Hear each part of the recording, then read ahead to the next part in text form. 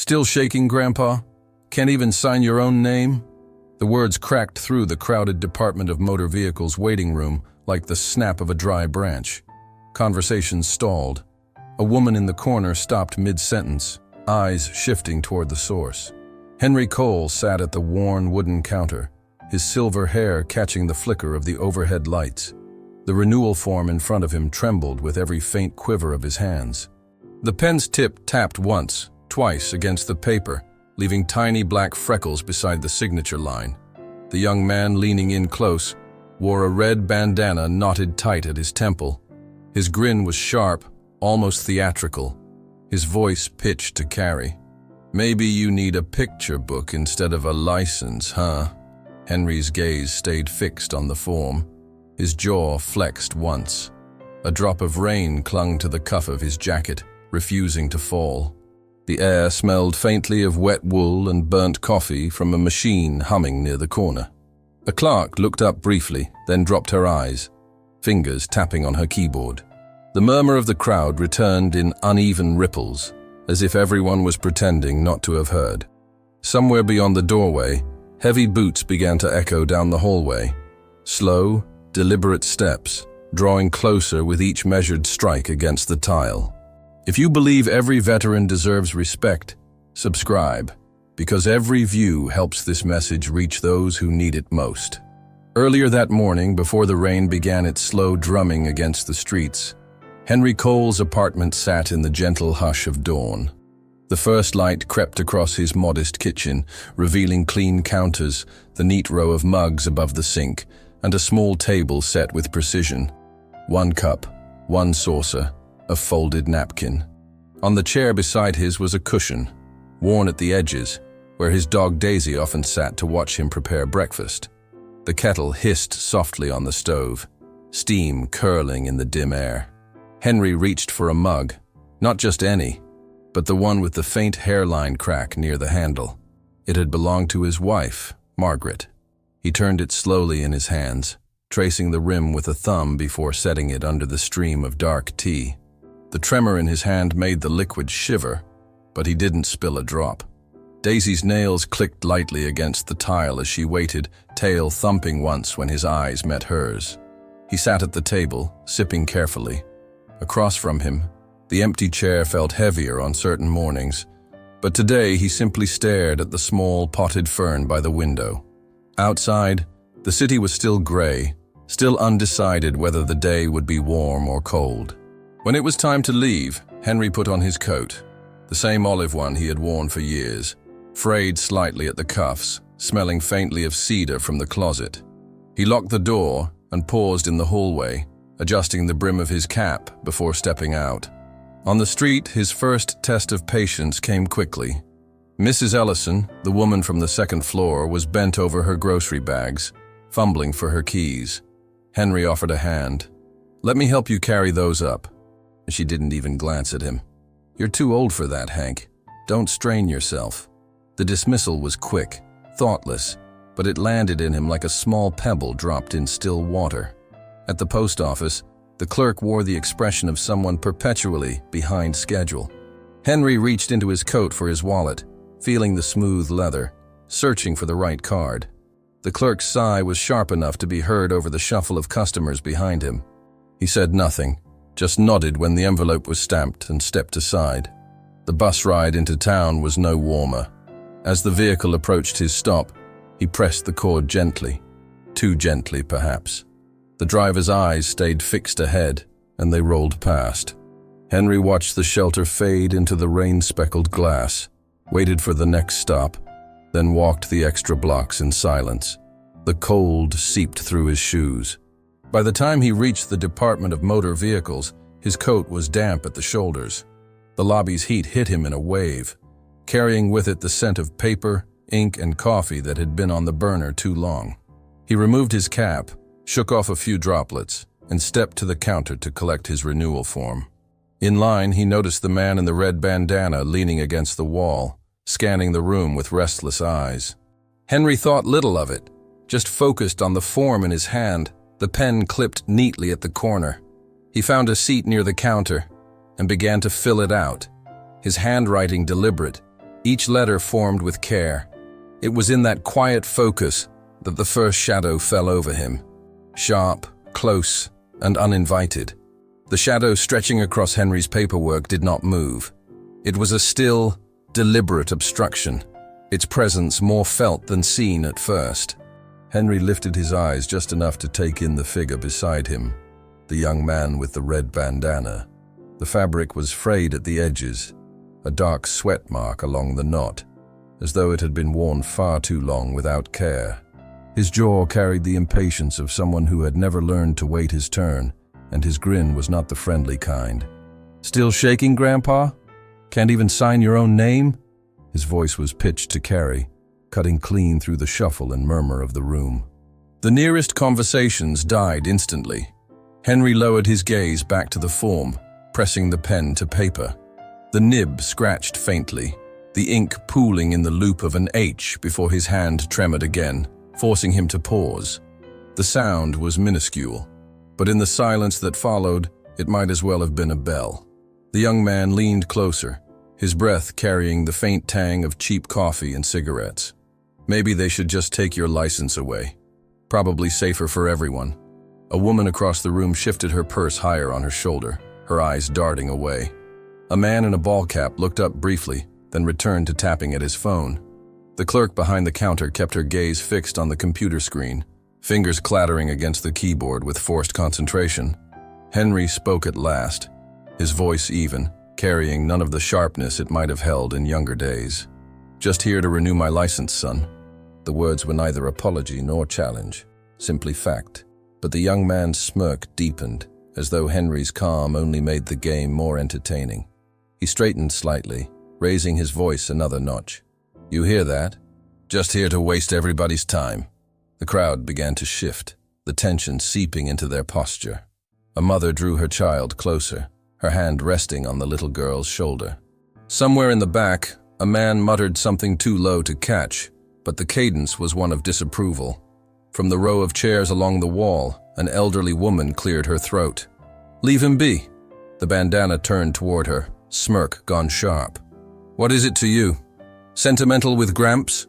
A murmur passed through the room, not quite words, more a ripple of discomfort. The air felt heavier now, as though the walls themselves were leaning closer to hear what might come next. Then, from behind the counter, the clerk's voice cut in. "Security, please. We've got a situation here." The request was met with silence for a heartbeat, then the faint crackle of a radio somewhere beyond the inner door. Henry closed his eyes for a brief moment, the tremor in his hand settling into a steady rhythm, like the ticking of an unseen clock. When security arrived, it was not the confrontation anyone expected. Two uniformed men stepped inside, scanning the room. They found no raised voices, no pushing, no visible threat. Only Henry, seated quietly, the young man now standing at a calculated distance. After a brief glance between them, the security men left without a word. The young man's smirk returned, slower this time, the expression of someone who knew he had just been handed more room to act without consequence. Henry, for his part, adjusted the form on the counter and resumed writing, the letters trembling but steady enough to be read. The scratch of pen against paper faded, replaced by a different sound, the kind that had never truly left Henry's ears, no matter how many decades passed. The rain outside the DMV was steady now, but in his mind it shifted, became heavier, warmer, mixed with the thick, suffocating air of a jungle thousands of miles away.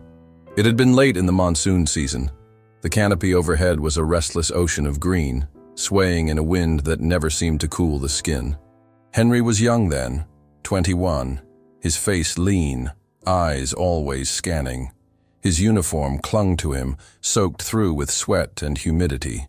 The air smelled of wet earth, gun oil, and the faint bitterness of rations carried too long in the pack.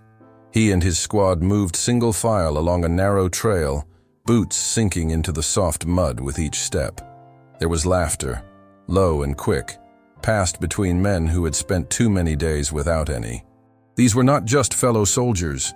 They were friends he had eaten beside, trained with, grown into manhood alongside. Some had pictures of sweethearts folded into the linings of their helmets, edges worn from being handled so often. The first shot was so sudden it did not sound real. A burst followed, tearing the air apart, the noise bouncing in the dense undergrowth until it was impossible to tell where it began. Men dropped instantly, some without a sound, others crying out before the echoes swallowed their voices. Henry's breath caught, his hands tightening on the rifle. He saw Private Lewis, barely 19, twist and fall, eyes wide, mouth opening to call for help that never came. The line broke, scattering into fragments, each man moving instinctively toward cover. The enemy came from everywhere at once, their shapes half hidden in the foliage, their shouts harsh and guttural. Henry fired, felt the recoil slam into his shoulder, fired again. But the volume of return fire was overwhelming. Dirt and splinters erupted around him, the jungle floor seeming to lift and fall under the onslaught. Then came the hand, a flash of motion, and the cold steel of a rifle butt slammed into the side of his head. The world spun. His knees gave way, the rifle falling from his grasp. For a moment, there was only the sound of rushing blood in his ears, a red wash across his vision. He lay on his side, barely conscious, watching through half-lidded eyes as the rest of his squad was forced to their knees. They were lined up, the faces he knew better than his own, and the shots that followed were not the blind chaos of battle, but the deliberate finality of execution. Henry could not move, could not shout, could only feel the jungle pressing in, hot and heavy and unyielding. Some were spared. Those were dragged away into the trees, captives. Henry's mind clung to the shapes of their faces, burned into the center of him like brands that would never cool. Time bent after that. He did not remember the enemy leaving, only the wet ground beneath him, the throbbing at his temple, the metallic tang of blood mixing with the thick scent of leaves. It was the rescue team that brought him back, their voices cutting through the haze, the weight of their hands lifting him upright. Around them lay the still bodies of the ambush party, now silent and lifeless. The mission was over, but the war in his mind had only begun. From that day forward, whenever stress closed in, his body remembered before his mind could reason. The tremor came, uninvited, unshakable, the echo of that one moment when survival had been balanced on the edge of a blade. Back in the DMV, Henry's pen slipped slightly on the page, dragging a small line beneath his signature. He adjusted it with care, as though perfection in this one thing might keep the ghosts in their place. The rain had thickened against the windows, each droplet racing the next toward the sill. The air in the DMV felt close now, stale from too many people waiting too long. Henry kept his eyes on the form in front of him, willing his pen to obey. Across the room, the young man in the red bandana leaned back against the counter, his grin smug and patient, as if confident the moment would tilt back toward him. Then came the sound. It was not loud at first, just the soft thud of heavy boots against the linoleum of the hallway. But there was something in the rhythm, in the steadiness, that made a few people look up before they even saw who it was. The steps grew louder, deliberate, unhurried, the kind of pace that suggested the wearer was never late because time bent toward them. The door opened, bringing with it a rush of cooler air and the faint scent of rain-wet pavement. A man stepped inside, pausing just beyond the threshold. He wore the crisp dress uniform of the United States Navy, its dark fabric a perfect contrast to the polished gleam of the brass buttons. The light from the doorway caught on the neat rows of ribbons across his chest, each one a story in itself. Commander Mark Rains did not speak right away. His gaze swept the room, calm but exacting, like a searchlight moving over a still harbor. He took in the lines of weary civilians, the clerks at their posts, the faint shuffle of papers. Then his eyes found Henry. Something in his posture shifted, just slightly, but enough to be noticed. The corners of his mouth drew tight, the set of his jaw hardening. Without breaking stride, he crossed the floor toward Henry, the measured thump of his boots marking each step. The young man in the red bandana straightened instinctively, his smirk faltering.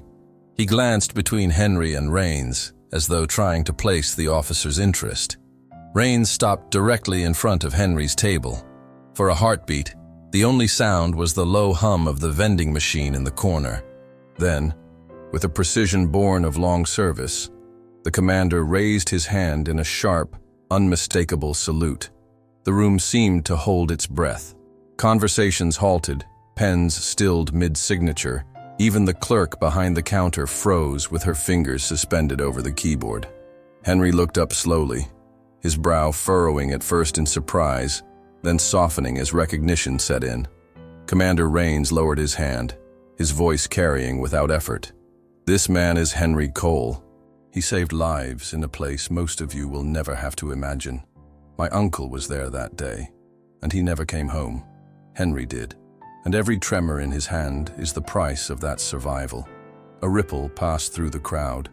Not the restless murmur of earlier, but something quieter, heavier. A man in the back shifted his stance, removing his cap. The mother with the young girl pressed her lips together, her eyes locked on Henry. The young man in the bandana swallowed, his earlier bravado drained by the weight of the words. His gaze dropped to the floor, and for the first time since he had spoken, he said nothing.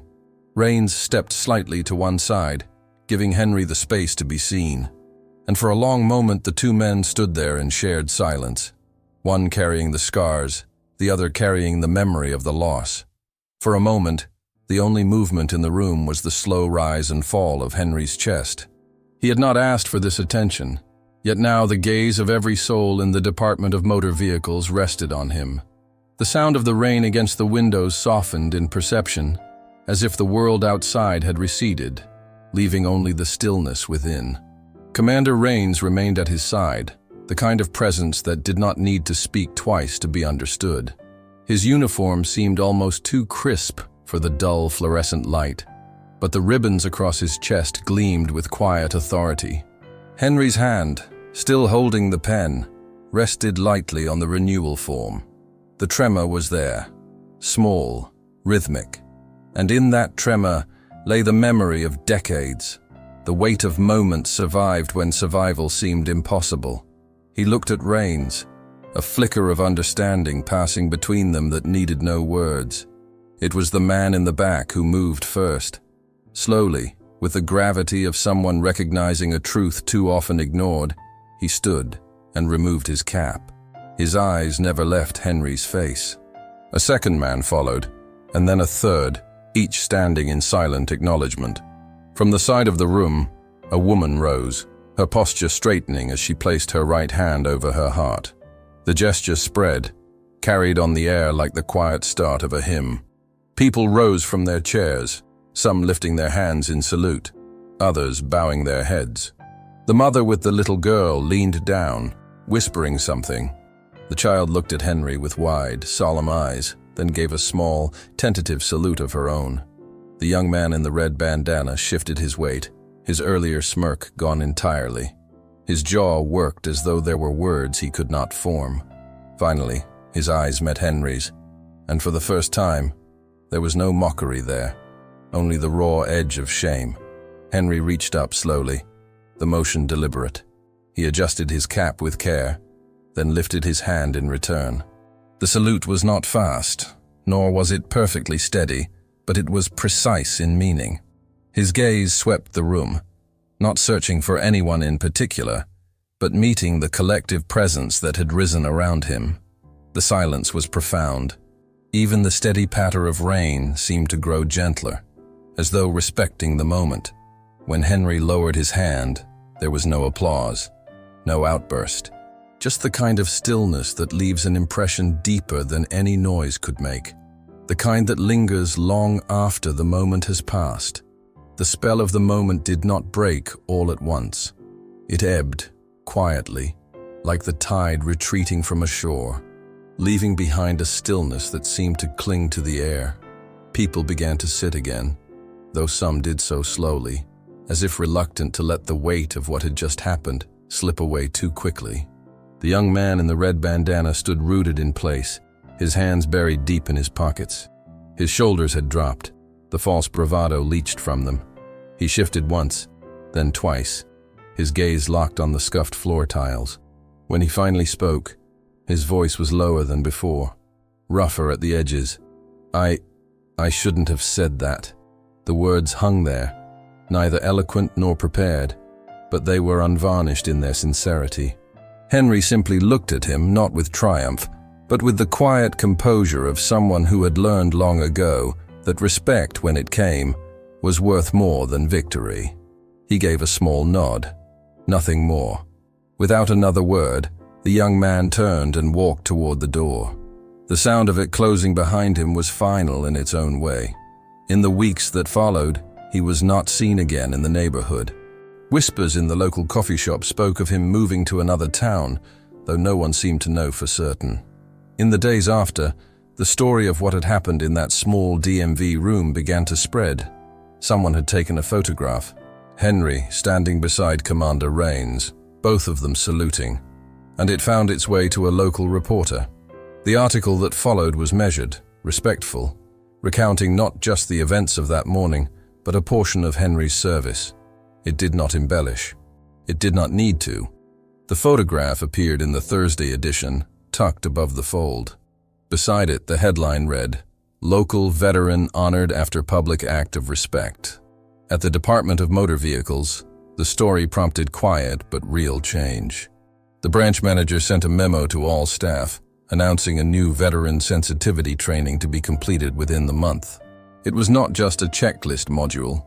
The sessions were to include guest speakers from the local Veterans Hall, and Henry's name was mentioned specifically as someone they hoped would participate. For Henry, the days passed much as they always had. He still steeped his tea in Margaret's cracked mug, still walked Daisy down the same streets, still folded the newspaper before placing it on the counter. But now, in the market and at the bus stop, people nodded to him more readily. Some greeted him by name. There was no fanfare, no constant praise, only the subtle shifts of a community reminded of who lived among them.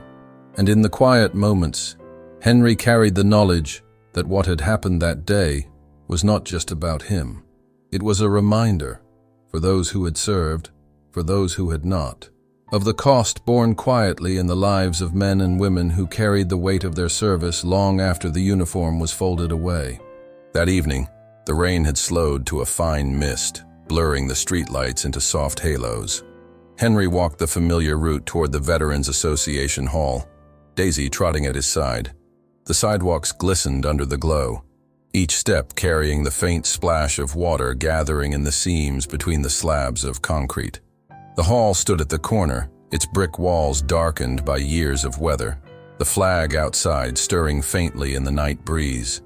Light spilled from the tall windows, golden and steady, carrying with it the muted hum of conversation and the faint clink of mugs meeting tabletops. Inside, the air was warmer, touched with the smell of brewed coffee and old wood polished countless times over. A row of photographs lined the far wall, faces in sepia and black and white, the generations of service marked in their uniforms. Some were smiling, others held expressions of quiet resolve. As Henry stepped in, the room shifted in subtle acknowledgement. Hands lifted in greeting, voices called his name. There was no ceremony, no sudden announcement, only the genuine welcome of men and women who understood without explanation. A tall man with a walking stick clasped Henry's shoulder as he passed, and an older woman behind the counter poured him a mug of coffee before he even reached her. The tables were scattered with small gatherings, two men leaning over a chessboard, a trio swapping stories, a pair sitting in companionable silence. Henry joined a group near the back, settling into the wooden chair that had always been left open for him. The talk flowed easily, not all of it about the past. They spoke of weather, of family, of the younger members still serving overseas. Yet beneath it all was an unspoken thread, the kind of connection that came from shared trials and the knowledge that, in this room, every scar was understood, whether visible or not. At one point, someone raised a toast, not a loud, boisterous cheer, but a gentle lifting of mugs around the table. Henry lifted his own, the tremor still faintly present in his hand, but steady enough for the gesture to carry its meaning. Their eyes met around the circle, and in that quiet exchange, the spirit of the old squad was alive again. Beyond the walls, the mist thickened, muffling the world outside. Inside, the flags hung still, the warm light spilling across the photographs on the wall, casting their faces in a soft glow. Henry leaned back slightly, listening to the easy rhythm of voices, the occasional laugh. Whatever battles remained for him, here was the place where he never had to face them alone. If stories like this resonate with your heart, like and subscribe for more untold moments of honor and kindness. Let us know where you are watching from, and if this moment brought back memories you carry with you. The best way to honor their memory is to keep listening. Click on the suggested video now, and we'll walk together through another untold chapter of courage and sacrifice.